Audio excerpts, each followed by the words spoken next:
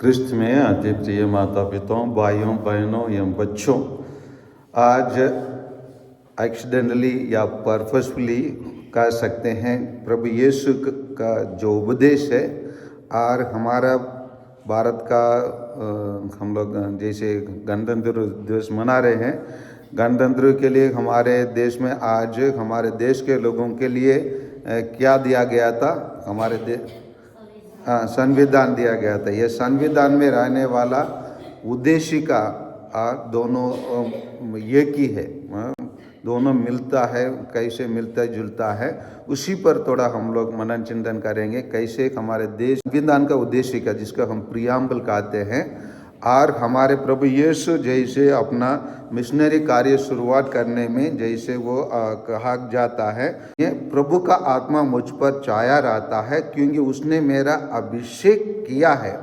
क्यों? प्रभु यीशु पवित्र आत्मा से पूर्ण होकर वो अपने कार्य कैसे करने वाला है उसी को बता रहा है। उसमें 5 मुद्दों को प्रभु यीशु बताते हैं। उसने मुझे भेजा है, क्या के लिए भेजा है? जिससे मैं दरिद्रों को सुसमाचार सुनाऊं, और दूसरा है बंदियों को मुक्ति का संदेश, और अंधों का दृष्टांत का संदेश, तीसरा, और दलितों का स्वतंत्रता करने का संदेश, और 5वां प्रभु का अनुग्रह वर्ष घोषित करने का। इसी 5 कार्य मुद्दा को या 5 चीज को हम लोग हमारे देश के संविधान में भी हम लोग पा सकते हैं। और इसी को मैं पढ़ के बता रहा हूँ। हमारे देश के संविधान में क्या रहता है उसी को मैं पढ़ रहा हूँ। हमारे देश के संविधान के उद्देशिका में ये बताया जाता है, सामाजिक और आर्थिक राजनीतिक न्याय, विचार, अभिव्यक्ति, विश्वास, धर्म और उपासना की स्वतंत्रता, अधिष्ठा है प्रतिष्ठा और अवसर की समता प्राप्त करने के लिए तथा उन सबों में व्यक्ति का गरिमा और राष्ट्र की एकता और अखंडता सुनिश्चित करने वाले बंधुत्व बढ़ाने के लिए हम लोग आज के दिन संविधान को हम लोग पाए हैं। एक दूसरों के लिए हम लोग समर्पित करते हैं। और यही चीज़ को ये गप हुआ जो हम लोग संविधान हमारे लिए कब मिला था हमारे देश के लिए?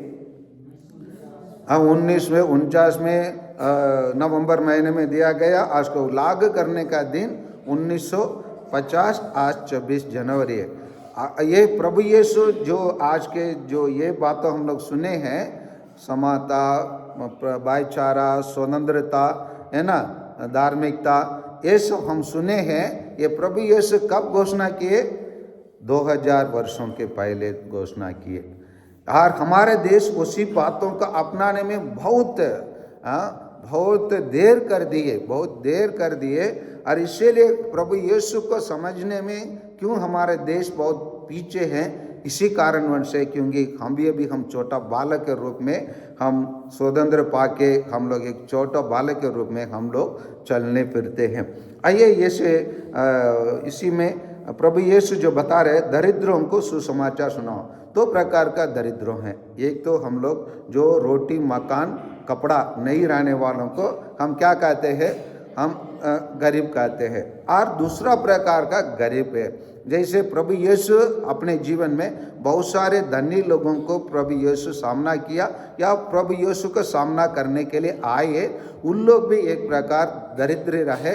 किस प्रकार? आध्यात्मिक रूप से उन लोग दरिद्र रहे। उदाहरण के लिए जक्कैयुस और मत्तयु और सतपति रहा, और वो नव युवक जो प्रभु यीशु से मिलने के लिए आए। इन लोग सब ऐसे बहुत सारे लोग प्रभु यीशु से मिलने के लिए आए। नतनेल, निकोदेमुस, इन लोग सब प्रभु यीशु से मिलने के लिए आए। इन लोग सब बहुत धनी थे, परंतु उन लोग आध्यात्मिक रूप से उन लोग भी दरिद्र थे।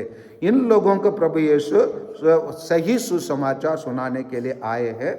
और बंदियों कौन है? बंदियों हम लोग जैसे देखेंगे तो एक लोग जो जेल में कैदी खाना में पड़े रहते, उन लोग एक प्रकार बंदियों होते।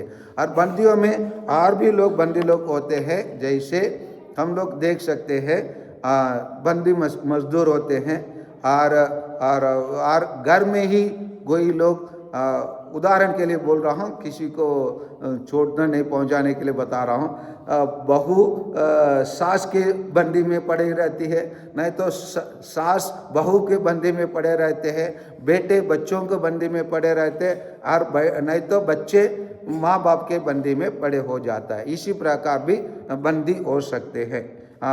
ये भी एक प्रकार के बंदी है। इनके लिए प्रभु यीशु मुक्ति का संदेश सुनाने आए। और अंधों को केवल नहीं है, अंधों को दृष्टिदान, और बहरों का कान, और लंगड़ों को चलने का पैर, अशुद्ध आत्मा से वश में रहने वालों को शुद्ध करने के लिए, बहुत सारे बीमारियों को दूर करने के लिए प्रभु यीशु आए हैं। इसी को जब प्रभु यीशु प्रसन्न करने के लिए आया, क्या आप है मसीह और अन्य किसी के लिए हम इंतजार करना है? प्रभु यीशु क्या उनसे कहकर भेजते हैं, जाके बताइए, मृत्युओं जलाया जाते हैं, अंधे देखते हैं, लंगड़े चलते हैं, बहरे सुनते हैं, और दरिद्रों को सुसमाचार का प्रचार किया जाता है। यही प्रभु यीशु करने के लिए आया है, इसी को हम सुने हैं। और दलितों का स्वतंत्र, दलितों मतलब हमारे देश में SC ST OBC, इन लोगों को हम लोग दलितों के रूप में मानते हैं, क्योंकि हमारे देश में बहुत बड़ा क्या है, जातिवाद है। ये एक प्रकार का अन्याय है। हमारे देश में रहने वाले सबसे बड़ा कमजोरी क्या है, हमारे देश का सबसे बड़ा गलती और कमजोरी वीकनेस क्या है? जातिवाद। ये जातिवाद कहीं भी अभी तक पूर्ण रूप से मरा नहीं है, जिंदा रहता है। इसी को दूर करने के लिए प्रभु यीशु आए।